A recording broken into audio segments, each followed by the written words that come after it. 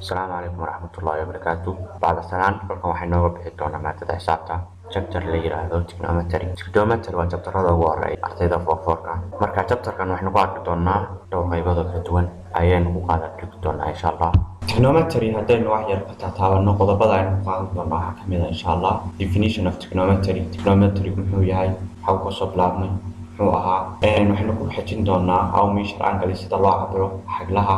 waxaynu kaloo ku soo xajin doonaa trigonometric functions basaarada trigonometryga. waxaynu ku soo xajin doonaa haddii la yiraahdo trigonometry ratioda trigonometrygeeda xajin doonaa. waxaa inoogu dambeyn doona insha Allah trigonometry identities midaalayaasha trigonometryga inahaas ku eegi doonaa insha Allah.